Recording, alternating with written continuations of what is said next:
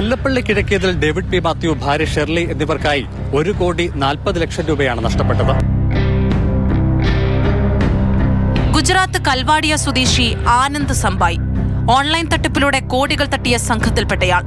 Police അന്വേഷണത്തിൽ പ്രതി സമാന സംഭവവുമായി ബന്ധപ്പെട്ട് ഗുജറാത്തിലെ മോർബി സബ് ജയിലിൽ കഴിഞ്ഞുവരുന്നതായി വിവരം ലഭിച്ചു. തുടർന്ന് ഈ കേസിലേക്ക് പ്രതിയെ കോടതിയുടെ അനുമതിയോടെ ഗുജറാത്തിലെ മോർഫി ചീഫ് ജുഡീഷ്യൽ മജിസ്ട്രേറ്റ് കോടതിയിലെത്തി ഉത്തരവ് വാങ്ങി കസ്റ്റഡിയിലെടുത്ത് കേരളത്തിലെത്തിച്ചു. കഴിഞ്ഞ മാസം 18-നായിരുന്നു കേസിനാസ്പദമായ സംഭവം.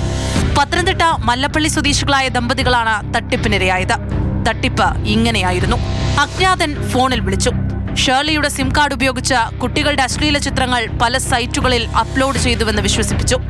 മഹാരാഷ്ട്രയിൽ കിട്ടിയ പരാതിയിൽ കേസ് രജിസ്റ്റർ ചെയ്തെന്നും അറിയിച്ചു.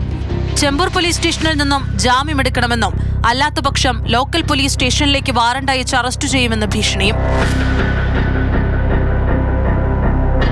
വെർച്വൽ അറസ്റ്റിലാണെന്നും വിവരം ആരോടും പറയരുതെന്നും നിർദ്ദേശിച്ചു. 1 മിനിറ്റിന് ശേഷം മറ്റൊരു ഫോൺ നമ്പറിൽ നിന്നും വിളി വന്നു.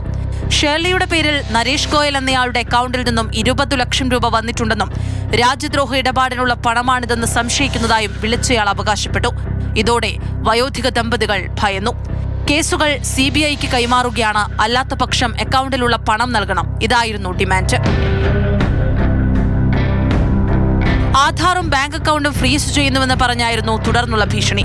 റിസർവ് ബാങ്ക് പരിശോധനയ്ക്കായി അക്കൗണ്ട് നമ്പർ നൽകിയിട്ട് അതിലേക്ക് പണം അയച്ചു കൊടുക്കാനും ആവശ്യപ്പെട്ടു. ഷേർലിയുടെ പേരിൽ വാണിജ്യ ബാങ്കിന്റെ മല്ലപ്പള്ളി ശാഖയിലുണ്ടായിരുന്ന 90.50 ലക്ഷം രൂപ ആദ്യം കൈമാറി. പിന്നാലെ ഭർത്താവ് ഡേവിഡിന്റെ പേരിലുള്ള അക്കൗണ്ടിൽ നിന്നും 50 ലക്ഷം കൂടി നൽകി. വീണ്ടും ഭീഷണി തുടർന്നു. ഇതോടെ ദമ്പതികൾ പണമയക്കാൻ ഫെഡറൽ ബാങ്കിലെത്തി. ബാങ്ക് ജീവനക്കാർക്ക് സംശയം തോന്നി. കാര്യങ്ങൾ ചോദിച്ചറിഞ്ഞതോടെ പോലീസിലേക്ക് വിവരമെത്തിച്ചു. ദമ്പതികളുടെ മൊഴി പ്രകാരം കീഴ്വായ്പൂർ പോലീസ് കേസെടുത്ത് അന്വേഷണം തുടങ്ങുകയായിരുന്നു. പ്രതിയെ തിരുവല്ല ജുഡീഷ്യൽ 1-ാം ക്ലാസ് മജിസ്ട്രേറ്റ് കോടതിയിൽ ഹാജരാക്കി റിമാൻഡ് ചെയ്ത ശേഷം തിരികെ ഗുജറാത്തിലെ മോർബി സബ് ജയിലിലേക്ക് കൊണ്ടുപോയി.